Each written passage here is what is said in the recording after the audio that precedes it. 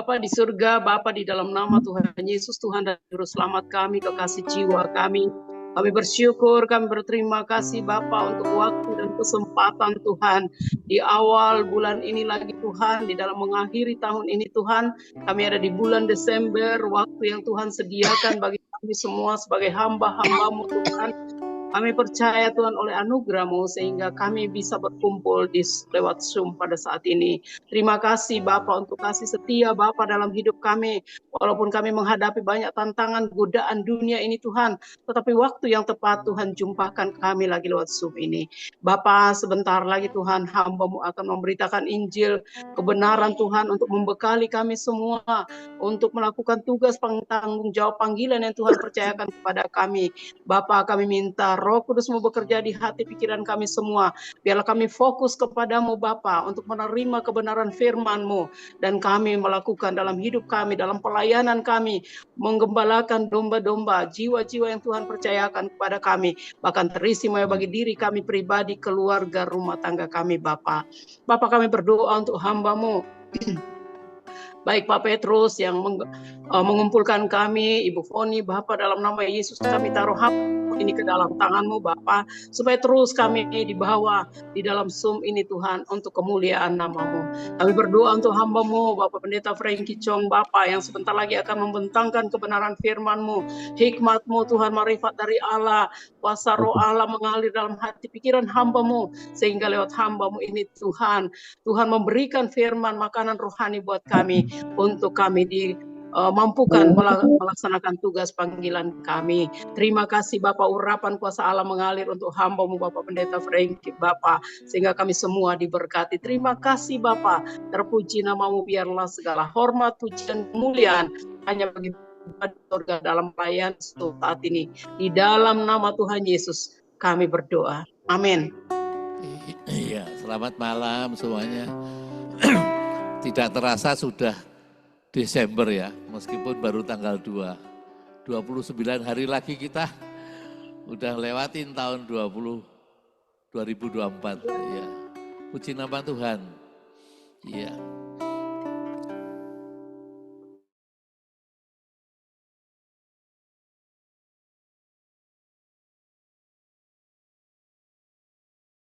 Hari hidup dan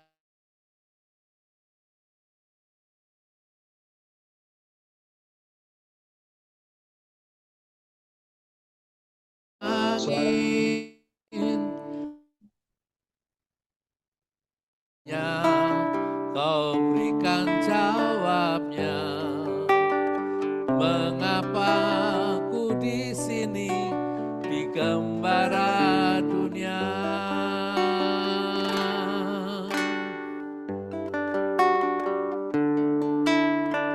Hari-hari hidup datang dan berlalu, bagaikan deret awan yang ditiup angin. Hatiku bertanya, kau berikan jawabnya. Mengapa ku di sini di gembara dunia?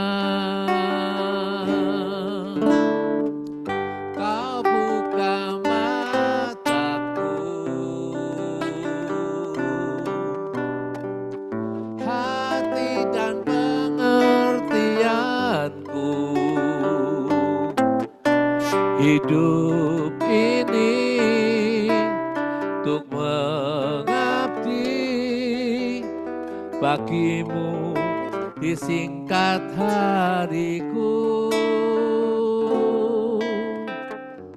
Kaulah tujuanku, pengertianku.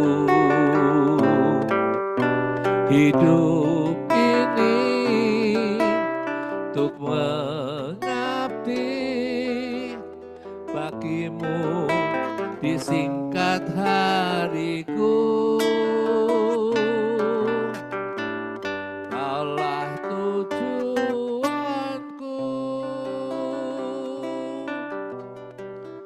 indah kerajaanmu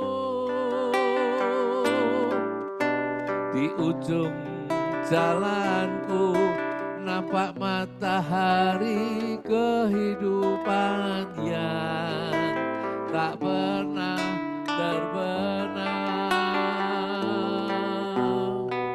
Di ujung jalanku nampak matahari kehidupan yang tak pernah terbenam.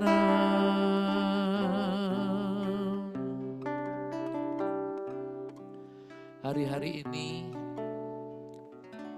berlalu dengan sangat cepat dan tidak terasa kita sudah memasuki bulan Desember.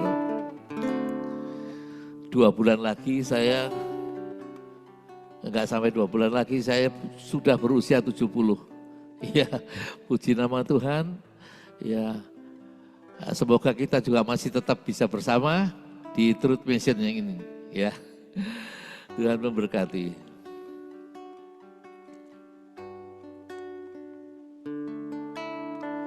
Bila ku hitung-hitung segala berkat-Mu Tuhan, tak terhitung, tak terkira semua yang telah Kau beri. Ku naikkan syukurku, segala hormat dan puji. Ya Allah, Kau Bapakku, pemelihara hidupku. Bila ku hitung-hitung segala berkat-Mu Tuhan, tak terhitung, tak terkira semua yang telah Kau beri. Ku naikkan syukurku, segala hormat dan puji. Ya Allah, Kau Bapakku, pemelihara hidupku. Bila ku rasa selalu kehadiran-Mu Tuhan, penghiburan kala susah, kekuatan kala lemah, Kau beri kuat padaku, kehangatan kasih-Mu. Hanya dapat ku kata, terima kasih Bapakku.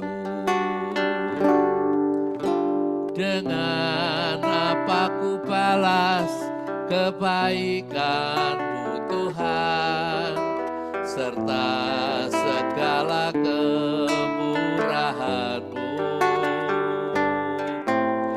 Kini aku serahkan segenap hidupku, ku mau mengabdi padamu Tuhanku.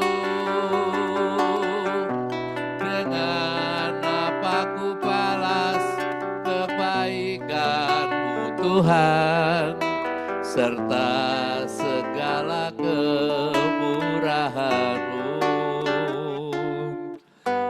Kini aku serahkan segenap hidupku, ku mau mengabdi padamu Tuhanku. Saya serahkan kepada Pak Franky. Dengan apa ku balas kebaikan-Mu Tuhan, serta segala kemurahan-Mu. Kini aku serahkan segenap hidupku, ku mau mengabdi padamu Tuhanku. Ku mau mengabdi padamu Tuhanku. Ku mau mengabdi padamu Tuhanku.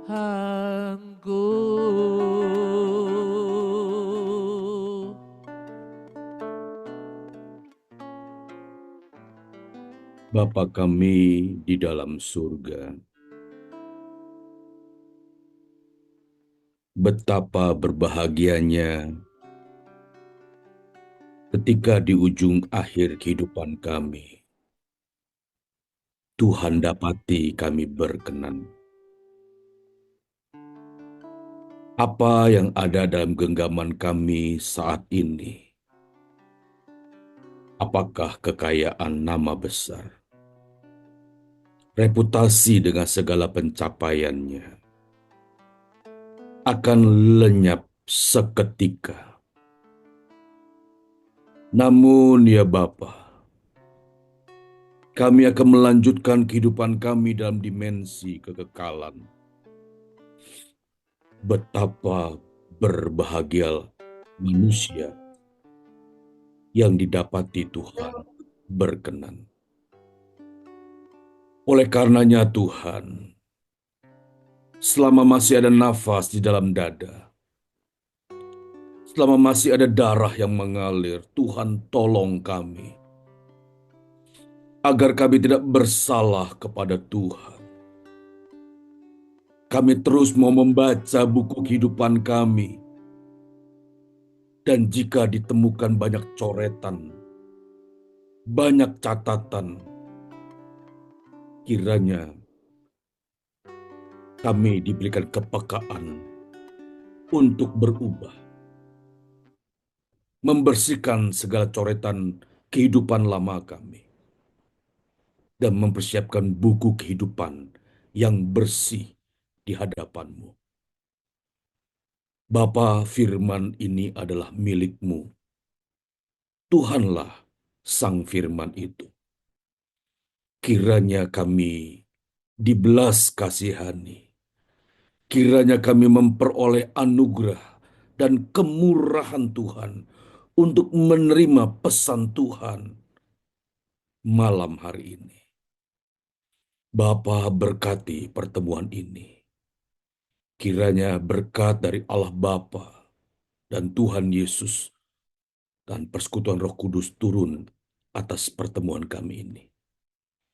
Di dalam nama Tuhan Yesus, kami berdoa dan mengucap syukur.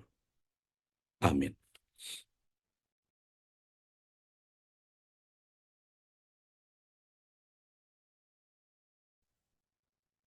Bapak, Ibu, Saudara sekalian, salam hormat dan shalom untuk Bapak Ibu sekalian, dimanapun Bapak Ibu berada. Kita mengucap syukur di akhir perjalanan 2024. Kita masih memperoleh kemurahan Tuhan, boleh berada dan bertemu dalam ruang Zoom bersama-sama. Bapak Ibu sekalian,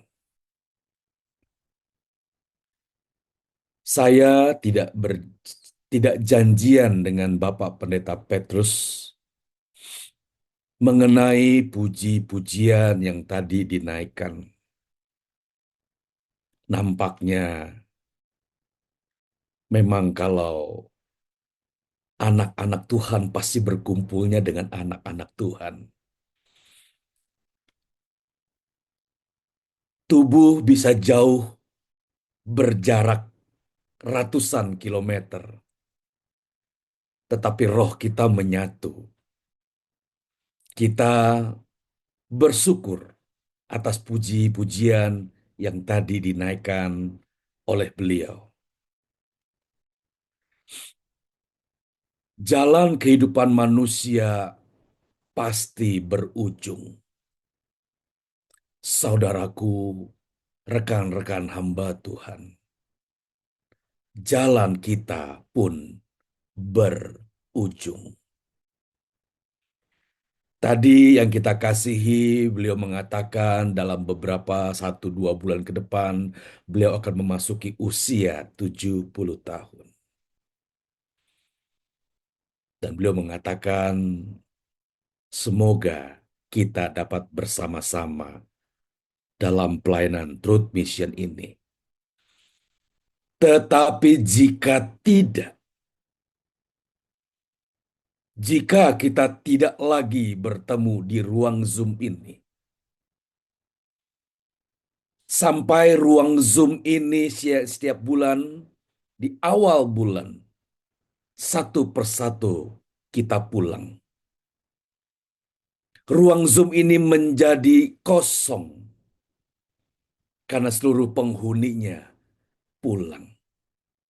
Pastikan kita bertemu kembali di langit baru dan bumi yang baru.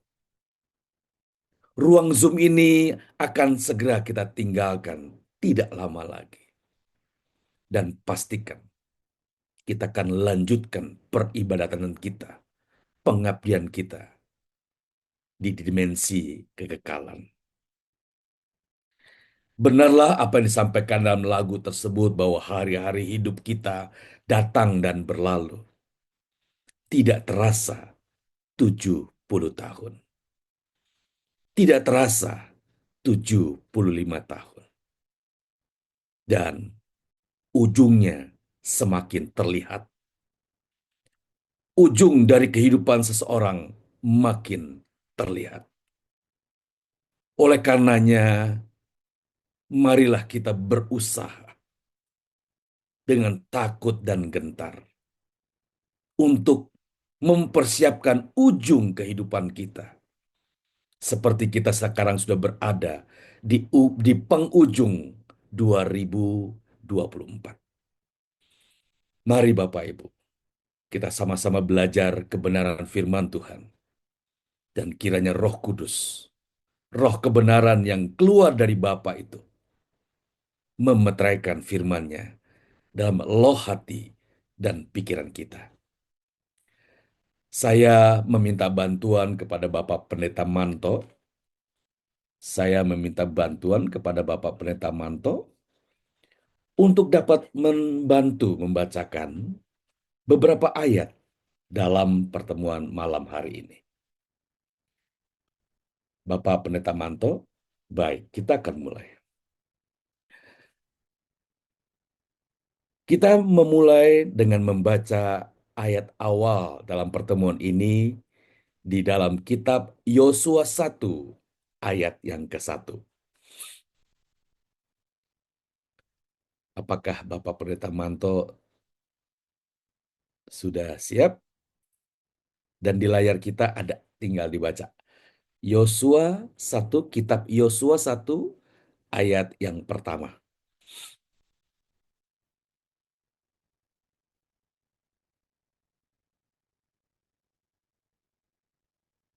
Bapak Pendeta Manto ada? Masih bersama dengan kita?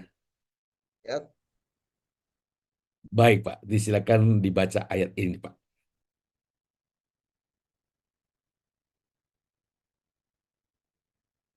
Yosua 1 ayat berapa tadi, Pak? Di layar sudah ada Pak, Yosua 1 ayat 1. Tinggal dibaca saja. Ini.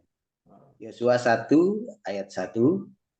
Sesudah Musa hamba Tuhan itu mati, berfirmanlah Tuhan kepada Yosua bin Nun, abdi Musa itu demikian.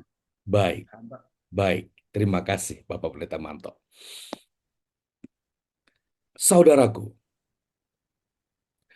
masa atau usia manusia di bumi ini sungguh amat terbatas.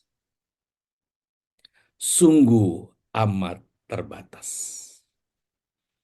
Kita kembali membaca dalam Mazmur 90 ayat yang ke-10 untuk mengokohkan pernyataan ini.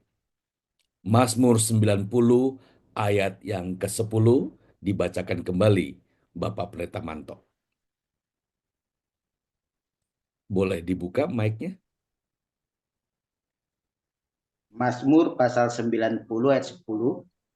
Masa hidup kami 70 tahun, dan jika kami kuat 80 tahun, dan kebanggaannya adalah kesukaran dan penderitaan, sebab berlalunya buru-buru dan kami melayang lenyap. Saya percaya bunyi atau redaksi ayat ini bukanlah ayat yang asing kita dengar. Saya menduga dan percaya ayat ini sudah sering kita baca dan mungkin juga sering dipakai dalam kegiatan-kegiatan pelayanan kita. Namun izinkan saya untuk kembali menyampaikan ayat ini dalam perspektif yang lain. Masa hidup kami 70 tahun. Kata kami ini termasuk dengan kita. Kita. Ya, kita. Waktu kita di bumi ini dipatok, dibatasi 70 tahun. Tadi kalau yang terkasih Bapak Petrus mengatakan sebentar lagi akan memasuki usia 70 tahun. Puji Tuhan. Kalau berkaca dari ayat ini, berarti ujung kehidupan Bapak Pendeta Petrus sudah nampak, sudah terlihat.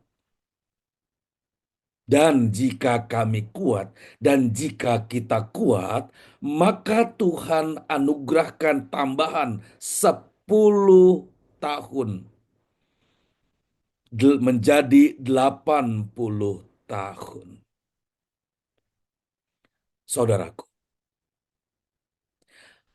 Tuhan pasti punya maksud ketika kita memasuki usia ke-70. Dan Tuhan juga pasti punya rencana besar ketika kita diberi tambahan 10 tahun menjadi 80 tahun. Tidak mungkin Tuhan tidak punya tujuan untuk menambah, memperpanjang usia kita di bumi. Tidak mungkin Tuhan tidak punya rencana besar atas setiap hamba-hambanya, setiap manusia yang berkenan kepadanya dengan usia-usia yang banyak tersebut.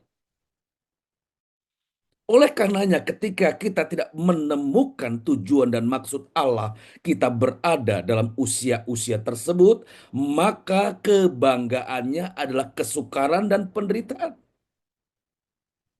Ketika manusia tidak menemukan maksud dan tujuan Allah dalam kehidupannya, maka sebenarnya hidup yang dijalani adalah kesukaran.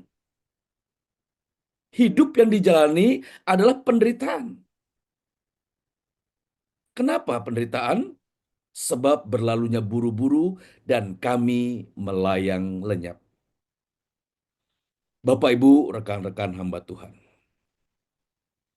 Manusia sekuat apapun, sekaya apapun, berkedudukan setinggi apapun, serohani apapun, sehebat apapun, tidak akan pernah bisa lolos dari batasan umur ini.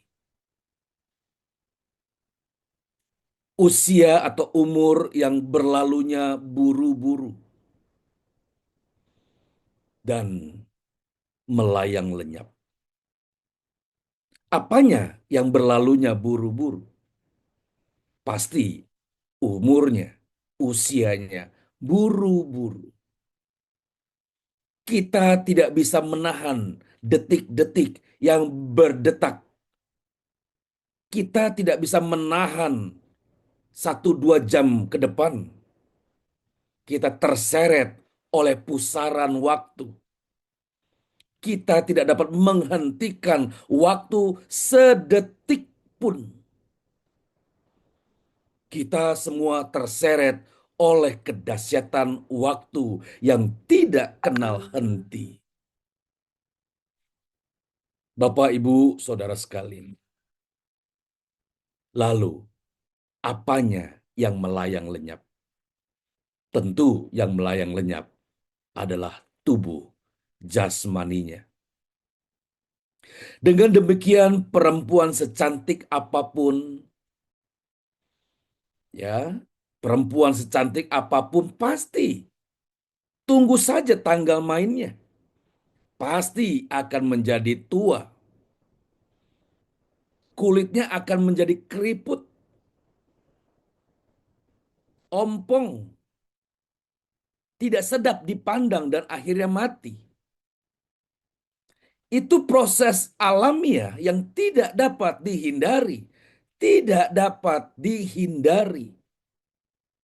Perempuan cantik akan menjadi tua, keriput, ompong, tidak sedap dipandang, dan mati.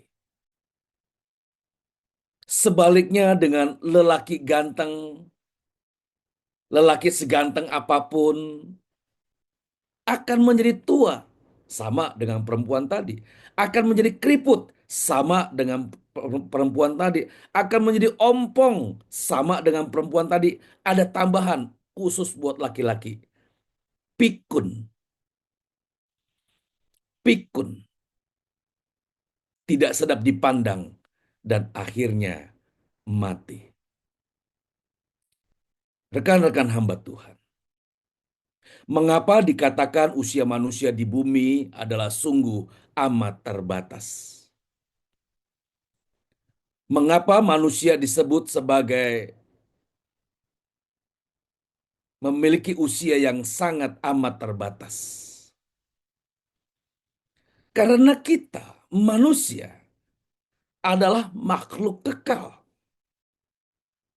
Makhluk kekal yang terdiri dari tubuh, jiwa, dan roh. Tubuhnya memang dibatasi 70, 80, hingga 100 tahun. Tubuhnya. Tetapi jiwa dan rohnya tidak memiliki batasan. Jiwa dan rohnya tidak memiliki durasi, kekal adanya. Nah, inilah yang dimaksud dengan usia manusia di bumi sungguh amat terbatas, 70, 80, hingga 100 tahun, dibandingkan dengan kekekalan, maka seperti setetes air di lautan luas. Bapak Ibu, siapapun kita yang ada di dalam ruang Zoom ini, tidak akan pernah bisa lolos dan menghindari proses kepastian ini. Jadi kalau bicara kematian, bukanlah merupakan cerita horor dan menakutkan. Tetapi bicara kematian merupakan hal yang paling realistis. Yang paling pasti.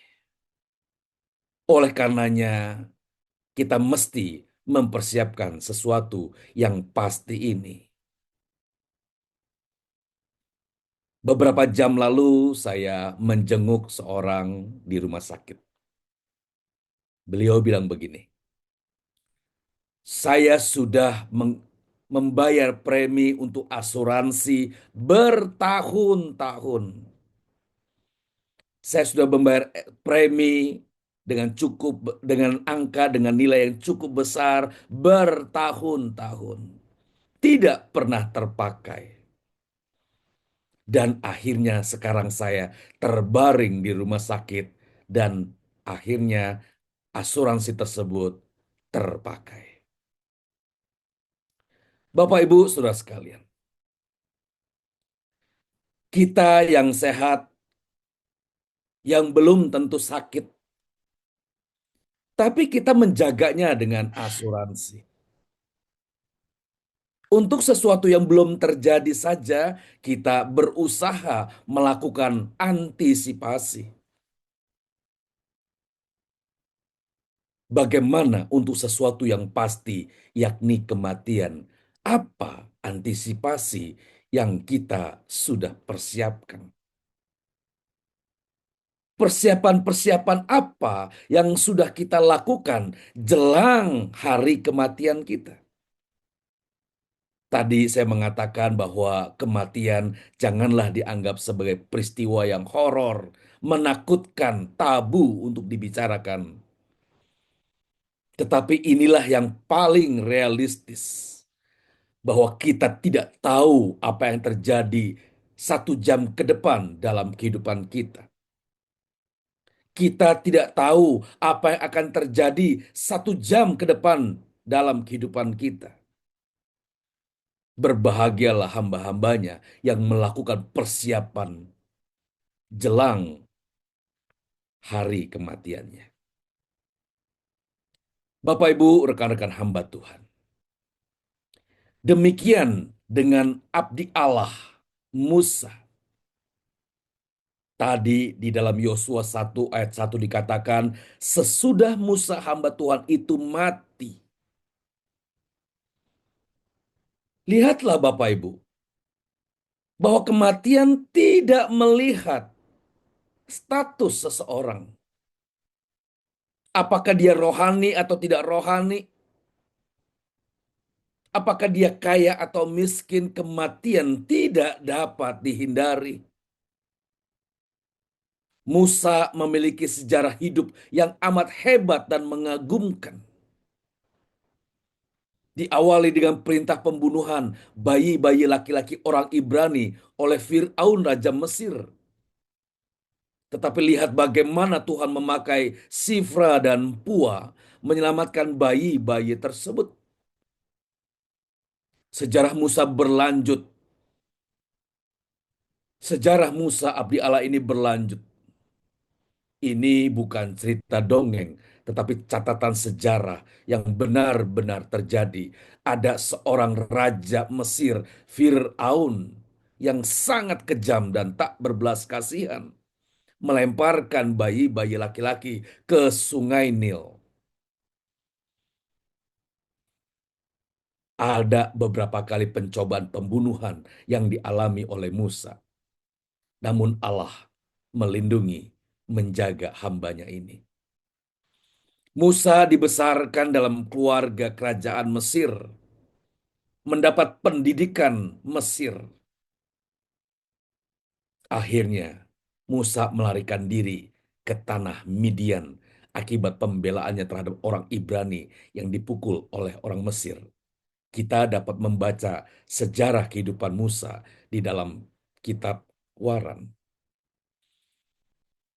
Kita menemukan bagaimana peristiwa kehidupan abdi Allah ini yang begitu hebat, yang mendapatkan mandat mengeluarkan umat Israel keluar dari tanah perbudakan Mesir untuk memasuki tanah Kanaan. Cerita yang sangat luar biasa. Hingga Musa mencapai usia yang suntuk umurnya 120 tahun. Dan akhirnya matilah Musa. Demikian catatan sejarah dari abdi Allah Musa. Bapak, Ibu, Saudara sekalian, ketika perjalanan hidup Musa berakhir di bumi, ia hidup selama 120 tahun di bumi. Setelah itu ia mati. Ada sosok penting yang disebut oleh Alkitab. Ada sosok penting yang disebutkan di dalam Alkitab sebagai sosok pengganti Musa.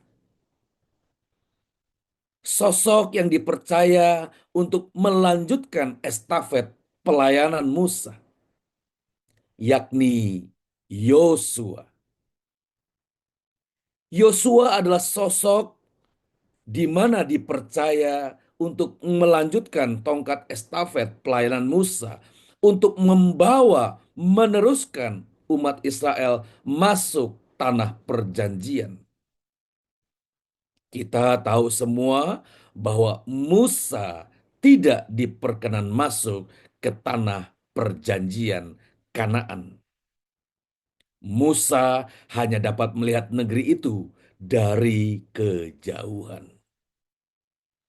Saudaraku, Yosua lah yang mendapatkan mandat dari Allah untuk menyeberangkan bangsa Israel dengan memutus aliran sungai Yordan dan memasuki tanah perjanjian tersebut. Kita sama-sama mendalami siapa Yosua. Bapak Ibu sekalian, Yosua adalah sosok yang mendapatkan kepercayaan untuk meneruskan tongkat estafet penyelamatan umat Allah dari hambanya Musa.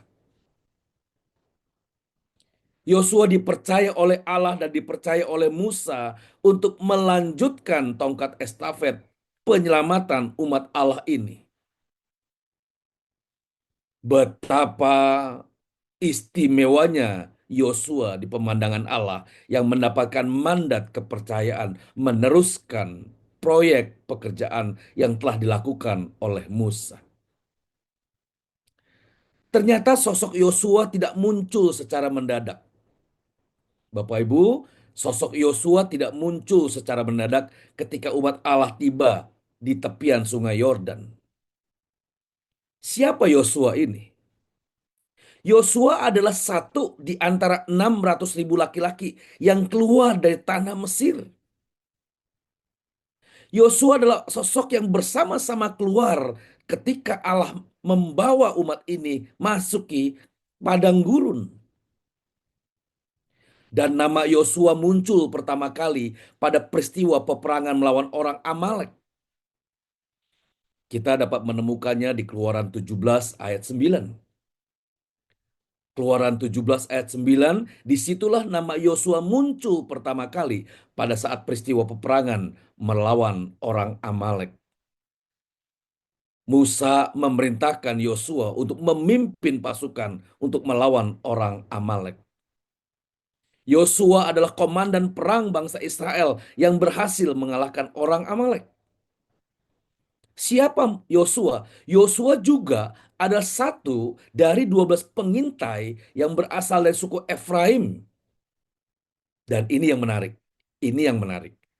Yosua aslinya bernama Hosea.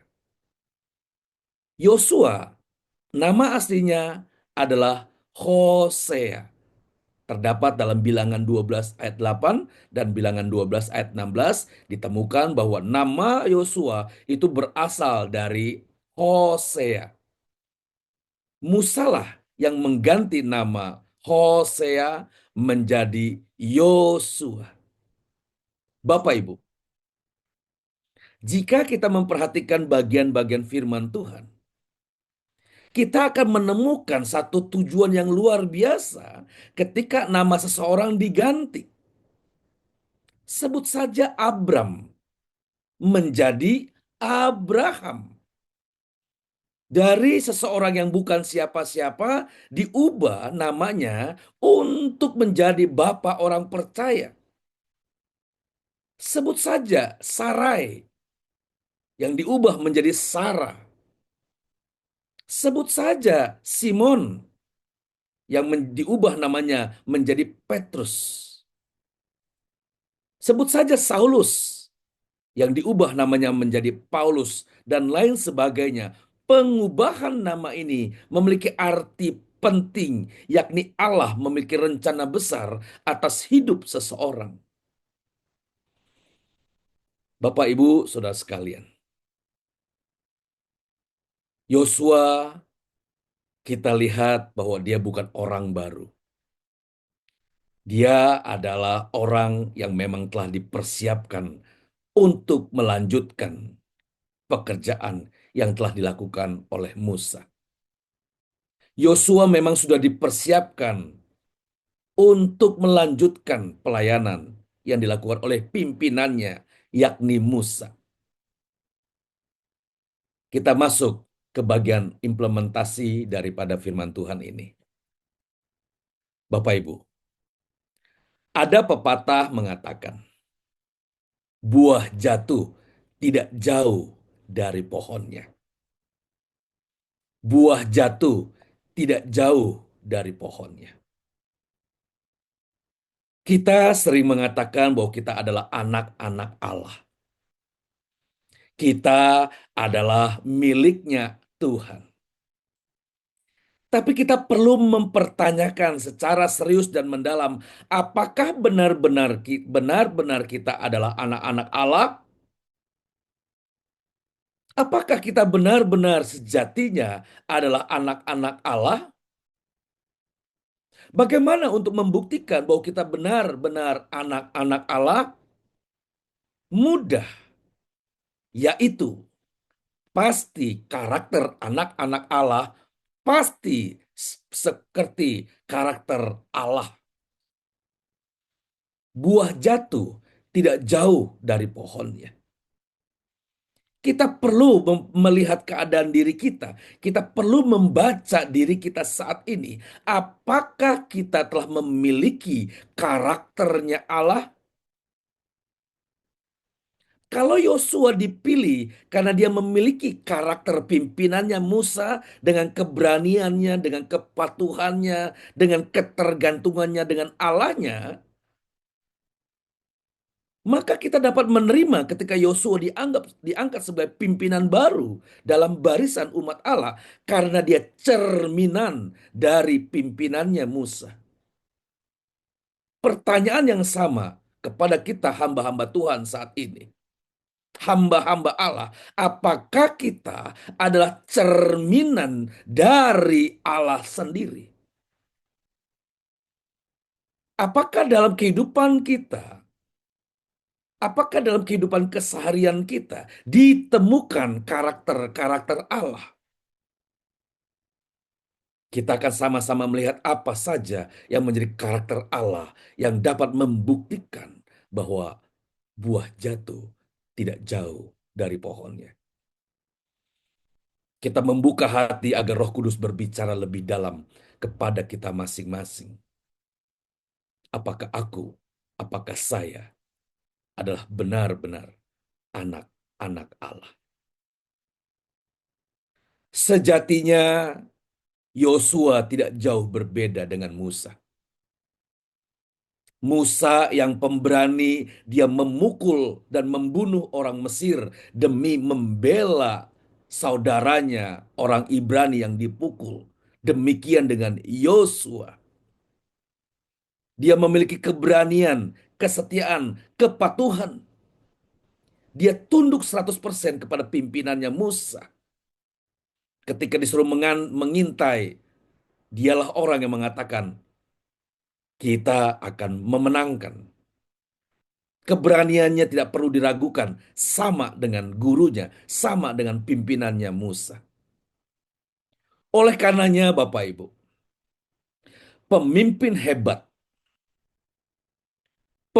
hebat tidak pernah dilahirkan dari seorang pengikut yang suka berkhianat. Sekali lagi disampaikan kepada kita semua. Pemimpin yang hebat tidak pernah dilahirkan dari seorang pengikut yang suka berkhianat, yang tidak setia, tidak suka diatur, tetapi maunya mengatur. Pemimpin yang hebat tidak lahir dari seorang pengikut yang tidak tunduk kepada kewibawaan pemimpinnya. Yosua tidaklah demikian. Dia benar-benar memberi dirinya untuk diatur oleh komandannya yang dalam hal ini Musa. Yosua benar-benar melakukan tepat seperti yang disampaikan oleh pimpinannya Musa. Inilah calon kuat seorang pemimpin hebat. Dia adalah seorang pengikut yang hebat juga. Bapak, Ibu, Saudara sekalian, dari tulisan Paulus kepada jemaat Tuhan di Efesus, kita menemukan indikator atau ukuran seorang pemimpin sejati.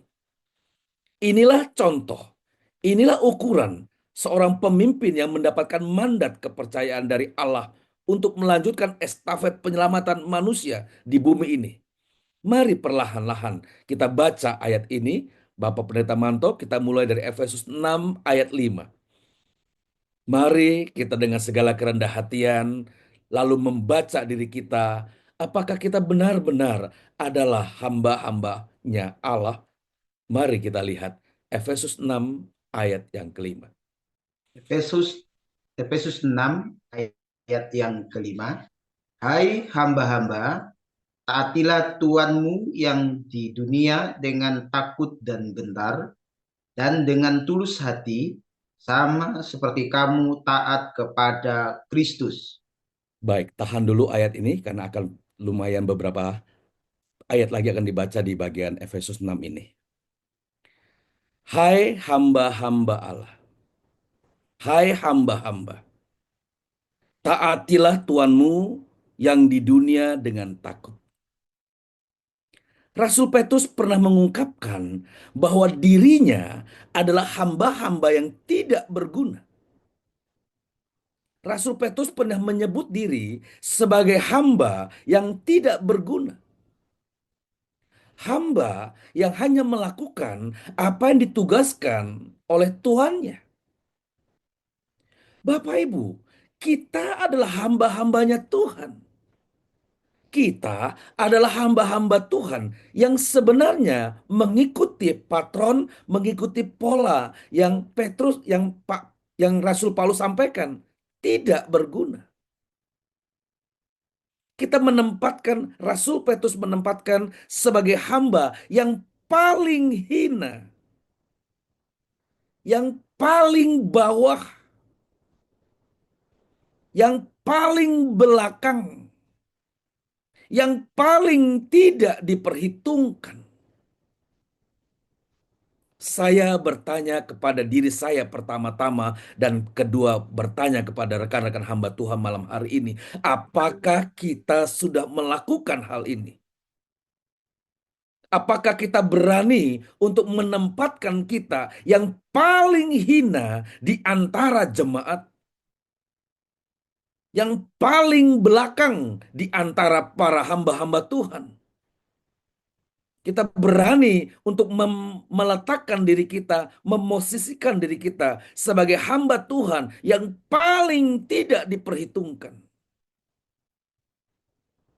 Mohon maaf Bapak Ibu. Kenyataannya sungguh amat terbalik. Kita mulai luka ketika kita tidak diperhitungkan. Kita mulai meminta pengakuan ketika kita diabaikan. Kita berusaha untuk mencari perhatian ketika kita tidak diperhatikan. Mari kita buka hati kita secara jujur, agar Tuhan terus berbicara kepada orang-orang yang jujur itu. Bapak Ibu sekalian, kalau kita hamba-hamba Tuhan tidak taat kepada pimpinan kita, maka sebenarnya kita sedang tidak taat kepada Tuhan. Tidak mungkin Tuhan tidak punya tujuan ketika kita ditempatkan sebagai seorang pengikut, seorang pimpinan. Tidak mungkin. Pasti Tuhan punya rencana. Apakah kita adalah seorang pengikut yang setia? Seorang pengikut yang taat kepada pimpinan kita? Kalau kita tidak taat kepada pimpinan, itu sudah menunjukkan bahwa kita tidak taat kepada Tuhan. Dengan kualitas apa ketaatan kita? Dengan kualitas yang takut dan gentar. Dengan kualitas yang tulus hati. Dan Pendeta Manto tadi katakan, sama seperti kamu taat kepada Kristus. Mari kita baca kembali ayat yang ke-6, Pak Manto.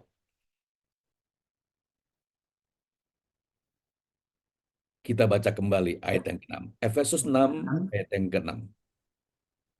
Jangan hanya di hadapan mereka saja untuk menyenangkan hati orang, tetapi sebagai hamba-hamba Kristus yang dengan segenap hati melakukan kehendak Allah. Pada umumnya orang senang ketika dipuji. Dan biasanya kita tidak merasa senang kalau kita tidak mendapatkan respon atas apa yang kita lakukan. Kita senang kalau orang bereaksi positif dengan apa yang kita lakukan. Lalu kita mendapatkan pujian dari orang-orang. Oh, menyenangkan sekali. Tetapi firman Tuhan katakan dengan tegas, jangan hanya di hadapan mereka saja untuk menyenangkan hati orang. Berarti ketika kita melakukan sesuatu, lalu mendapatkan pujian orang, lalu kita merasa puas atas pujian tersebut, kita telah berbuat kesalahan fatal. Lihat saja, Bagaimana kita ketika kita melakukan pelayanan? Apalagi sekarang zamannya media sosial, zamannya medsos. Ketika kita punya ini atau punya itu, kita upload di media sosial dan para follower kita, pengikut kita memberikan tepuk tangan, memberikan pujian. Kita merasa puas dengan pujian-pujian tersebut. Dan kita sebetulnya sedang salah arah. Ketika kita berdoa, kita menunjukkan bagaimana kita telah mencapai sesuatu, kita telah berhasil mencapai pelayanan 1, 2, dan 3, supaya dilihat orang, supaya mendapatkan pujian dari manusia. Itu memuaskan hati kita, manusia, pada umumnya. Tetapi siapa yang telah melakukan banyak kebajikan, telah melakukan banyak pekerjaan Tuhan, lalu dia diam? Dia tidak menyampaikan apapun, dia tidak pernah menceritakan keberhasilan apapun, dia tidak pernah menceritakan perbuatan baik yang telah ia lakukan demi pekerjaan Tuhan. Jarang bukan? Jarang bukan? Justru kita ingin orang tahu apa yang sudah kita lakukan. Padahal firman Tuhan jelas katakan, kalau jangan sampai ketika engkau memberi dengan tangan kirimu, tangan kananmu tahu. Tetapi yang terjadi adalah kita tarik tangan-tangan orang untuk mengetahui apa yang telah dilakukan oleh tangan kita. Gerejanya bagus, gereja diberkati dengan sound system, dengan segala perlengkapan sarana yang baik. Lalu difoto, diupload ke media sosial. Sampai bagian ini tidak ada yang keliru. Tetapi ketika dalam hati kita merangkak bergerak, ada satu kepuasan, kesombongan dengan apa yang kita miliki, di situ kita mulai bersalah kepada Tuhan. Oleh karenanya, Bapak, Ibu, Saudara sekalian, janganlah kita memamerkan apa yang telah kita capai. Janganlah kita pamer atas apa yang kita miliki. Dan juga jangan pernah pamer kemiskinan. Jangan pernah pamer kesedihan kepada siapapun yang namanya manusia. Kalau kita memamerkan kesedihan, lalu berharap ada manusia lain yang membantu, kita telah membuat Allah cemburu. Kita berpikir bahwa Allah yang kita sembah tidak sanggup untuk membantu pelayanan kita. Dengan memamerkan kesedihan, penderitaan dalam pelayanan kita, di ujung hati kita berharap ada orang, ada manusia yang dapat membantu. Kita telah mendukakan Allah yang punya pelayanan itu. Kita mungkin tidak berkata, tetapi di hati kita, kita ingin teriak, Tuhan sebenarnya ada atau tidak? Pelayananku morat-marit, pelayananku bukan naik turun, tapi turun senantiasa. Mengapa Tuhan tidak membela aku? Mungkin kita tidak katakan dengan lisan, dengan mulut kita, tapi hati kita berteriak. Dan pada ada kesempatan kita dapat pamer kesedihan dan kesusahan pelayanan kita. Kita berharap ada orang lain yang membantu. Bapak, Ibu, saya tahu keadaan ini begitu tipisnya, begitu halusnya, sehingga kita tidak bisa membedakan apakah yang aku lakukan ini benar atau tidak. Tetapi saudara, ketika kita sudah meragukan Tuhan dan mencoba untuk mencari pertolongan manusia, maka Allah berkata, terkutuklah orang yang mengandalkan manusia. Sehebat apapun dia, sekaya apapun dia, ketika kita telah membelakangi Tuhan dan menggantikan manusia, kita adalah orang terkutuk. Bapak, Ibu, Saudara sekalian, memang Allah tidak kelihatan. Memang Allah tidak nampak dengan mata kita. Tetapi bukan berarti Allah tidak bisa memandang kita. Kita memang tidak bisa memandang Tuhan dengan mata jasmani ini. Memang tidak, karena Tuhan adalah roh adanya. Tetapi bukan berarti Allah tidak dapat melihat kita. Bukan berarti Allah buta mata, tuli telinga terhadap keadaan kita.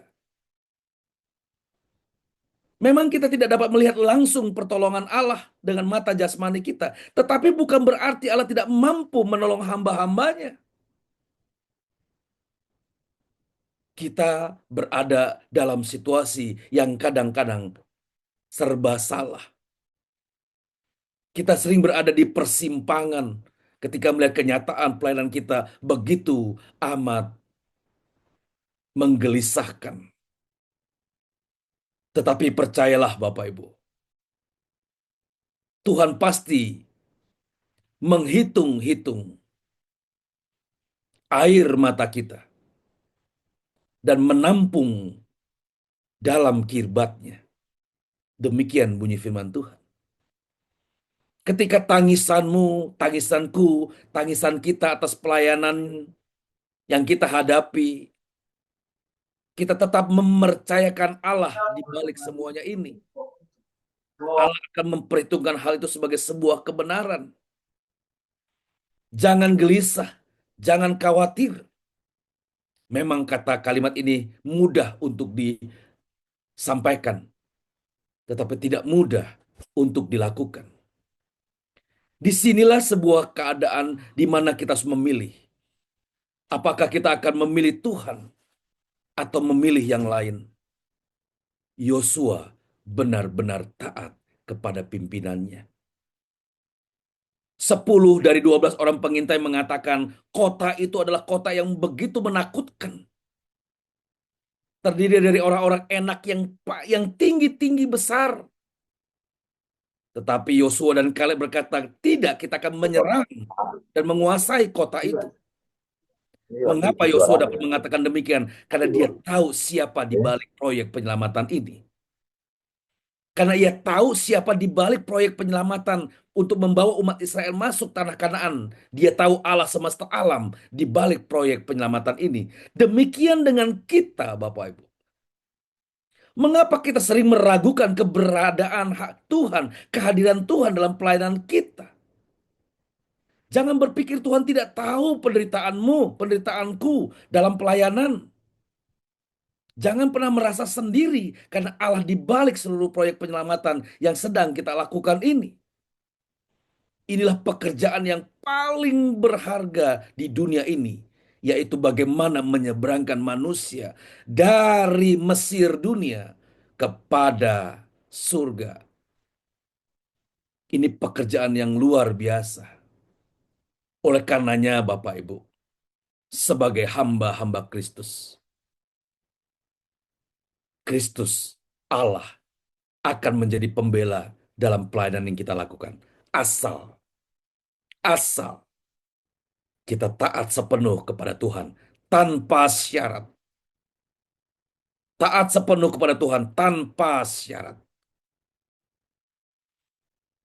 Kita kembali membaca Efesus 6 ayat yang ke-7, Pak Manto.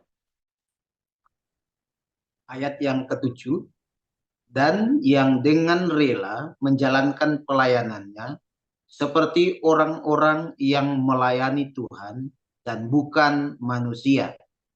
Luar biasa. Luar biasa. Bapak Ibu rekan-rekan hamba Tuhan, kita sedang melayani Tuhan. Tuhan pemilik langit dan bumi ini. Tuhan penguasa jagat raya ini. Kita sedang melayani beliau. Berbanggalah saudaraku. Percayalah, kita dipandang sebagai orang istimewa di hadapan Tuhan karena kita diperkenan melayani Dia.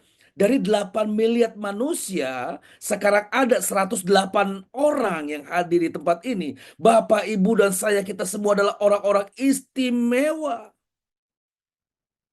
Apa istimewanya? Kita dipercaya untuk melanjutkan tongkat pelayanan, estafet pelayanan untuk menyelamatkan manusia di bumi ini. Satu harga manusia, satu jiwa manusia, itu harganya malaikat Allah bersorak-sorai. Berapa jumlah jemaat yang dipercayakan Tuhan atasmu? Berapa jumlah orang-orang yang dipercayakan dalam pelayananmu? Tidak dapat dibandingkan dengan harta dunia apapun. Bapak, Ibu, Saudara sekalian, inilah posisi yang sedang saya bicarakan. Kita dipercaya sebagai hamba-hamba Allah untuk meneruskan tongkat estafet pelayanan generasi kita hari ini. Setiap generasi pasti Allah mempersiapkan hamba-hambanya. Puji Tuhan, generasi ini kita 188 orang, 109 sekarang bertambah satu, dipercaya untuk melanjutkan tongkat estafet pelayanan, untuk memindahkan manusia dari kegelapan abadi kepada terang yang ajaib. Bapak Ibu, sungguh-sungguh berharga di mata Tuhan. Asal dengan catatan kita melayani seperti melayani kepada Tuhan, bukan kepada manusia. Jangan memperhitungkan manusia di dalam pelayanan kita, tapi hitunglah perasaan Tuhan dalam pelayanan kita. Saya percaya ketika kita benar-benar menaruh jiwa dan roh kita berhadapan dengan Tuhan, pasti kita tidak berani berbuat salah. Kalau kita menempatkan diri di hadapan Tuhan setiap waktu, pasti kita tidak berani berbuat salah kepada Tuhan. Kalaupun kita berbuat salah, aduh, dalam sekali pertobatan kita. Jadi Bapak Ibu, kita perlu mengoreksi pelayanan kita 1 tahun ini. Kita perlu mengevaluasi pelayanan kita yang kita lakukan periode 2024 ini. Apakah kita benar-benar melakukannya demi Tuhan, untuk Tuhan, dan kepada Tuhan saja, atau tidak? Apakah kita melakukan pekerjaan Tuhan karena tugas sinode? Apakah kita melakukan pekerjaan Tuhan karena tugas pimpinan? Apakah kita melakukannya karena Tuhan? Orang mudah saja mengatakan, saya melakukan ini untuk Tuhan, saya melakukan itu karena Tuhan. Tetapi kita perlu membuktikan apakah kita benar-benar melakukannya untuk Tuhan. Kalau kita khawatir terhadap pelayanan yang kita lakukan bukan untuk Tuhan. Kalau kita khawatir bagaimana pelayananku ke depan, lalu kita gelisah, lalu kita mulai curiga kepada Tuhan, kita sebenarnya sedang melakukan pekerjaan sinode, pekerjaan gereja, bukan pekerjaan Tuhan. Kalau kita ini tahu dan percaya ini adalah pekerjaan Tuhan, ini milik Tuhan, maka apapun yang terjadi dalam pelayanan kita, suka-sukanya Tuhan. Kalau kita bersih, kalau kita perilaku hidup dalam kesucian, kekudusan, tidak bercacat dan tidak bercelah, maka urusan lain dari pelayanan kita adalah urusannya Tuhan. Jangan gamang atau jangan khawatir terhadap perkembangan pelayanan kita, saudaraku. Yang perlu kita khawatirkan adalah keadaan kita. Apakah aku sudah menjadi hamba Tuhan yang suci perilakunya? Apakah aku adalah hamba Tuhan yang sudah kudus perkataannya? Itu urusan kita dengan Tuhan. Tetapi bagaimana perkembangan gereja ke depan, itu urusan Tuhan, bukan urusan kita. Jadi sebenarnya yang menjadi kompleks sebuah pelayanan adalah bagaimana mengubah natur kita sebagai manusia. Mengubahnya menjadi natur Allah dalam kehidupan kita. Itu urusan kita setiap hari dengan Tuhan. Kalau urusan kita dengan Tuhan sudah beres, kita menjadi manusia yang berkenan kepada Allah, maka Tuhanlah yang akan menjadi pembela atas proyek pelayanan yang kita lakukan. Bapak, Ibu, Saudara sekalian, kita harus berani mengoreksi pelayanan kita. Kita harus berani terbuka. Kita harus berani buka-bukaan dengan jujur dan terbuka kepada Tuhan. Seraya berkata, Tuhan, tolonglah aku. Agar aku dimampukan melihat keadaanku sendiri. Agar aku dimampukan untuk melihat, membaca kehidupan pelayananku. Apakah Tuhan senang akan kehidupanku? Jika engkau ingin mempersembahkan persembahanmu, lalu kau teringat sesuatu dalam hati saudaramu, Tuhan katakan letakkan persembahanmu, pergilah berdamailah dengan dia. Setelah itu, datanglah kemari dan ikutlah aku. Lihatlah saudaraku. Ikutlah aku bukan dengan persembahan di tangan kita. Bukan. Pengiringan kita, pelayanan kita kepada Tuhan, bukan apa yang sedang kita bawa, tetapi bagaimana keadaan hatimu, keadaan hatiku. Apakah baik-baik saja? Ketika relasi kita dengan manusia bermasalah, kita masih memiliki musuh yang belum diselesaikan, kita masih memiliki permusuhan yang belum dibereskan, maka persembahan apapun yang kita bawa kepada Tuhan berbau busuk. Jadi bukan persembahan yang ada di tangan kita yang Tuhan lihat, saudaraku. Bukan. Tapi bagaimana keadaanmu? Apakah engkau berkeadaan yang sama dengan aku? Itu yang Tuhan perhitungkan. Apakah keadaan manusia batiniahmu benar-benar bersesuaian dengan yang aku ingini? Percayalah saudaraku, Tuhan tidak pernah memperhitungkan berapa jumlah jemaatmu.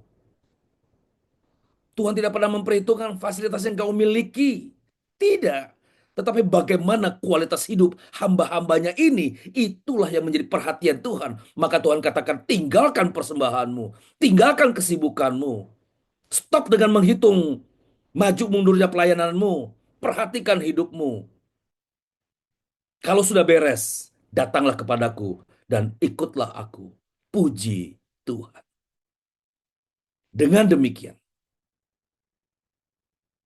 walaupun ini ekstrimnya, walaupun satu jiwa dipercayakan dalam pelayananmu, tetapi kalau hatimu suci, hatimu kudus, perilakumu bersih, tak bercacat, tak bercela, Tuhan katakan, ikutlah aku. Kita diperkenankan untuk melayani Tuhan. Kita diperkenankan untuk mengikut dia. Tetapi, sekalipun pelayanan kita dipercayakan kepada banyak jemaat, ratusan, bahkan ribuan, tetapi hidup hamba Tuhan itu menjadi sombong, menjadi angkuh. Dia merasa apa yang dimiliki menjadi berkat. Dia menjadi tinggi hati. Maka persembahan apapun, Tuhan katakan, tidak berarti. Tinggalkan persembahanmu. Aku hanya berurusan denganmu. Aku tidak ingin berurusan dengan persembahan yang kau bawa. Bukan. Aku ingin berurusan denganmu. Ya, dengan kita. Saudaraku, inilah pelayanan sejati. Apa itu? Hidup kita. Kondisi keadaan kita adalah persembahan itu sendiri. Bukan apa yang telah kita capai. Bukan apa yang kita punya, yang kita persembahkan, dan Tuhan terima. Bukan.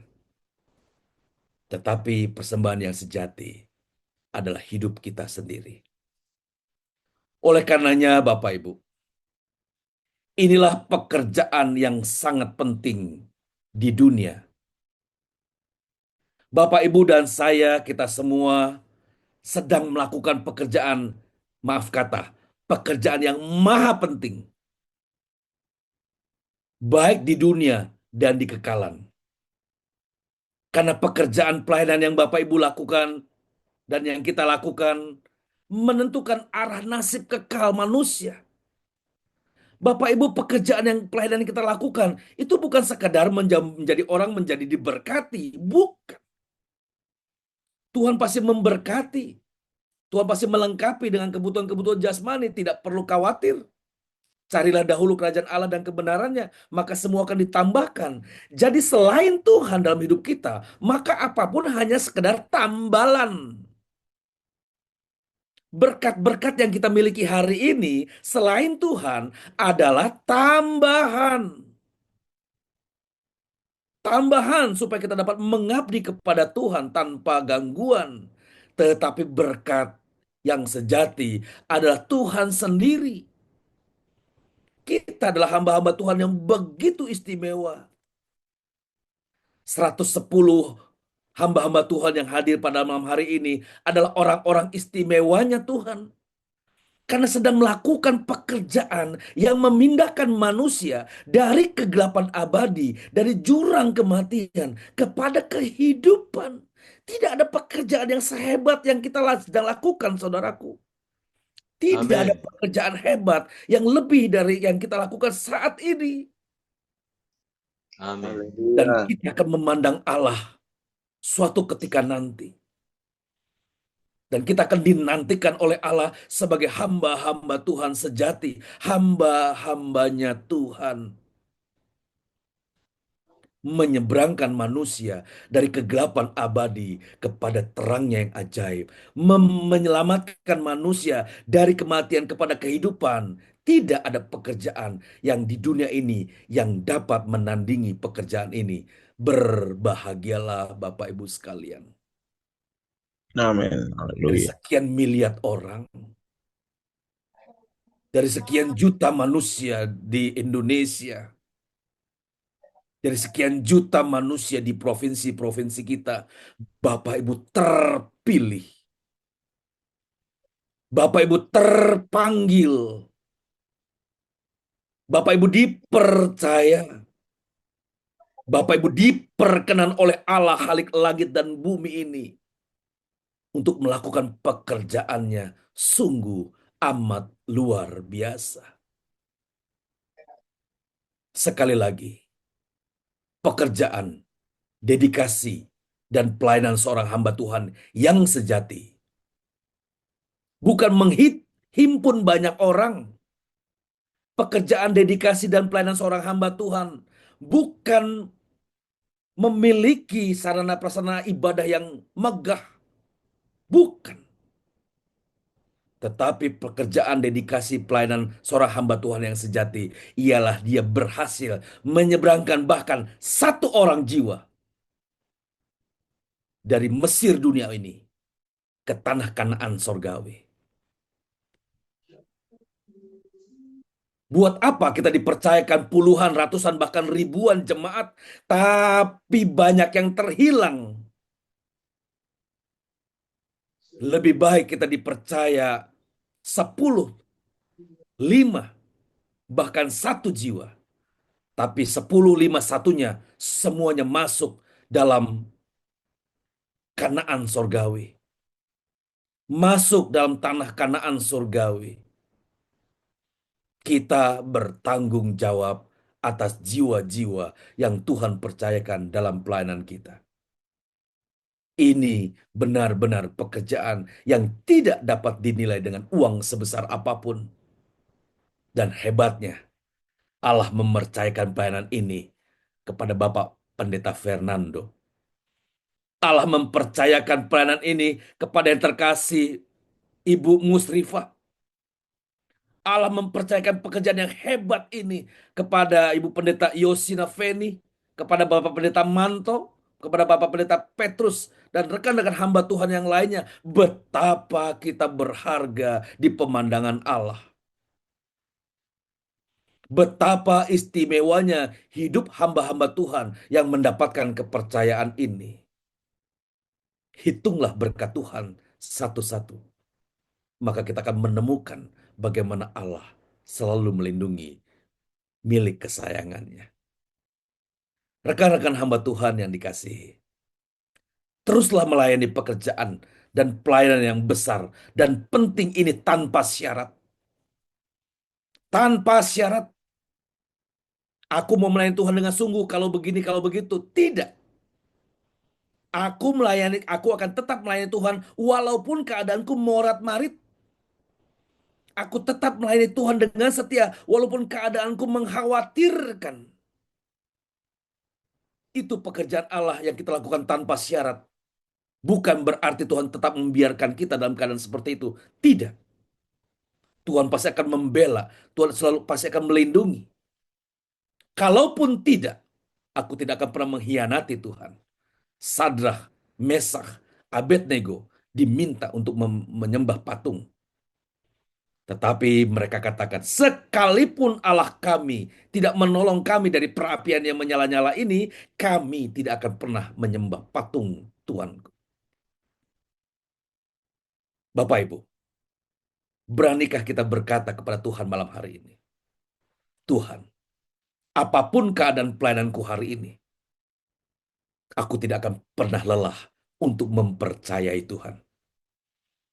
Apapun keadaan pelayananku saat ini, aku tidak pernah bergeser untuk tetap setia kepada Tuhan.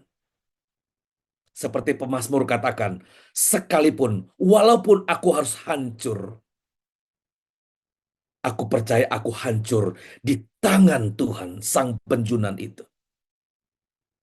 Sekalipun sebagian hamba-hamba Tuhan di ruang Zoom 110 orang ini melayani di tempat-tempat di mana terdapat mata air, tetapi sebagian besar Bapak Ibu hamba-hamba Tuhan mungkin melayani di tempat-tempat yang tandus, melayani di tempat-tempat kering dan berlinang air mata, tetaplah setia. Tuhanlah yang punya pelayanan ini, bukan kita. Tetaplah untuk menjadi orang yang dapat dipercaya. Hidup kita hanya menjalani sisa hari. Kita melayani hanya menghitung sisa hari. Jangan bersalah. Jangan menuduh Tuhan sebagai pihak yang tidak patut, berbuat yang tidak patut. Atau Tuhan yang tidak adil. Tuhan memberkati di sana tapi tidak memberkati di sini. Tuhan mengingat yang di sana tetapi melupakan yang di sini. Kita buang jauh-jauh bisikan kuasa kegelapan itu.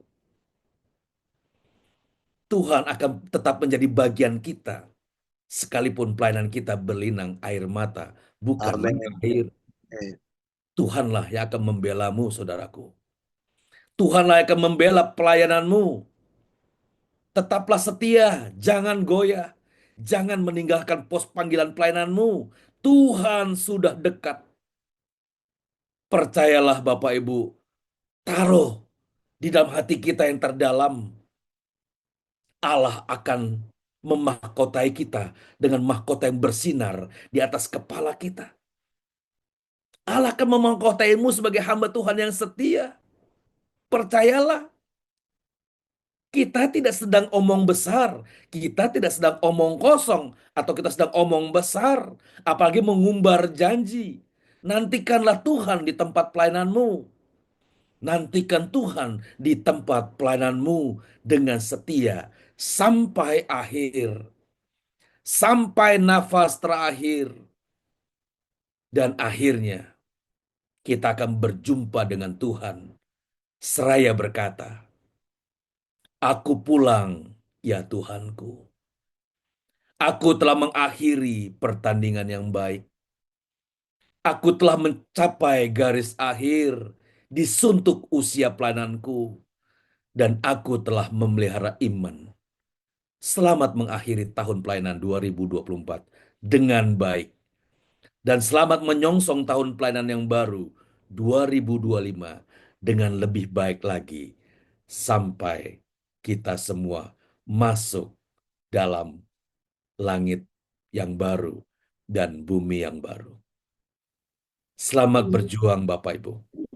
Tuhan Yesus memberkati. Amin. Amin. Amin. Amin. Haleluya. Haleluya. Haleluya. Baik Bapak Ibu, kita sudah mendengar paparan firman Tuhan. Tentunya saya juga ingin, kita semua juga ingin diberkati dengan cerita, masukan, mungkin pertanyaan diskusi dalam pertemuan ini. Bagaimana Pak Petrus, apakah ada arahan yang lain Pak? Silakan Pak.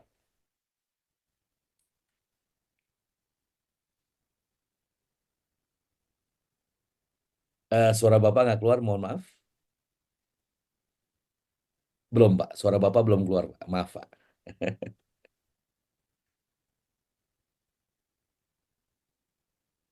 Belum Pak. Keluar. Tampaknya Belum. masih ada gangguan teknik ya. Nggak apa-apa, nggak apa-apa. Baik, baik, Belum ada, belum. baik. Mari Bapak Ibu, saya undang jika Bapak Ibu punya hal yang ingin di-sharingkan, Bapak Ibu dapat menyampaikan, tentunya pasti memberikan berkat bagi kita semua. Silakan. Saya Pak Pendeta, saya Mari Bapak Pendeta, Eko. Bapak Pendeta Eko Priyadi, ini sosok yang tidak pernah tidak hadir, ya, sosok yang setia, ya. Silakan Bapak Pendeta, silakan.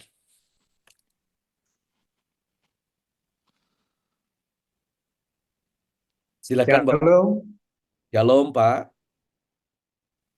Terima kasih Bapak Pendeta Franky yang sudah sangat memberkati, jadi menguatkan, memberkati, bahkan meneguhkan pelayanan kami. Jadi firman Tuhan tadi sangat meneguhkan bahwa beberapa hari ini saya mendapat ayat itu di 1 Korintus 9 ayat 27. Itu yang mengatakan aku melatih tubuhku dan menguasainya supaya jangan sampai setelah aku memberitakan Injil aku sendiri ditolak. Tuhan. Nah, jadi yang disampaikan oleh Bapak Pendeta Franky itu sangat meneguhkan pelayanan saya secara pribadi. Puji Tuhan. Artinya itu kita jangan sampai kita lupa dengan diri kita sendiri. Tuhan tolong Tuhan. Amin. Amin. Nah, jadi ayat renungan tadi, sharing yang disampaikan oleh Bapak Pendeta Franky itu sangat memberkati saya, meneguhkan begitu Pak. Jadi yang penting endingnya begitu Pak. Oh, puji Tuhan, puji Tuhan. Ya, saya kira itu Pak. Terima kasih. Bapak Pendeta Eko yang dikasihi Tuhan. Kalau dilihat dari raut wajah, Bapak adalah senior saya.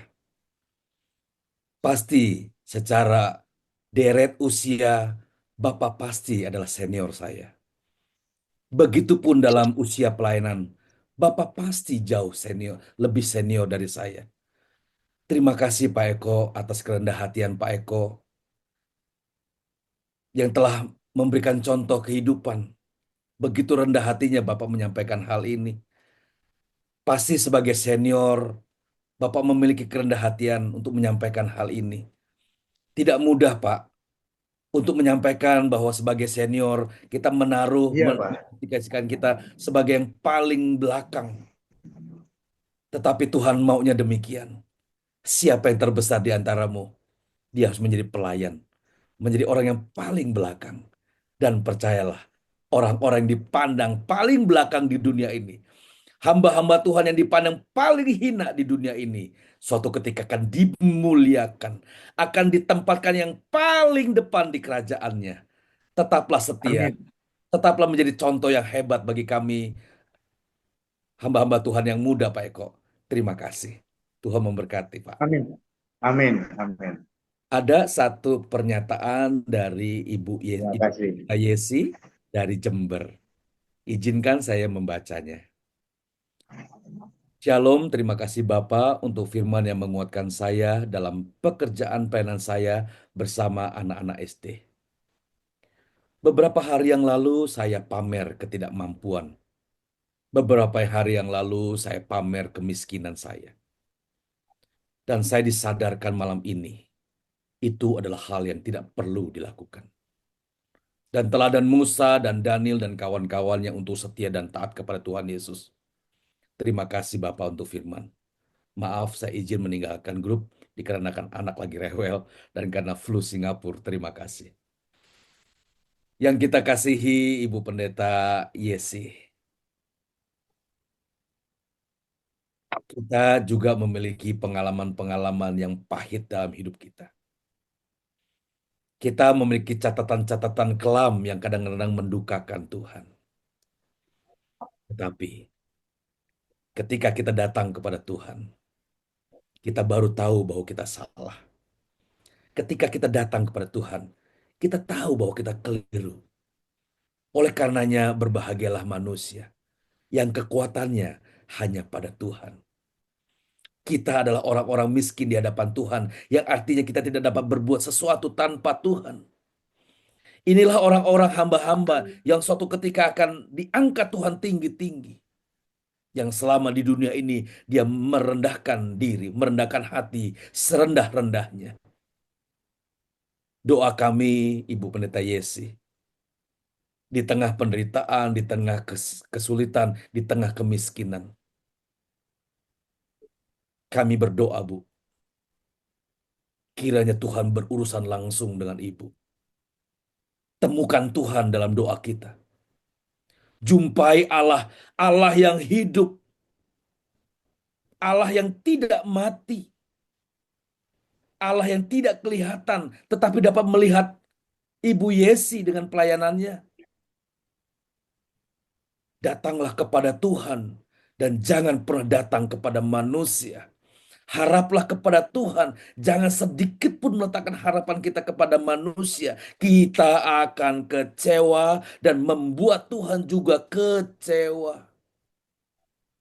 Saya mungkin tidak dapat membantu kesulitan Ibu, tetapi kita punya Allah yang senantiasa melihat kita.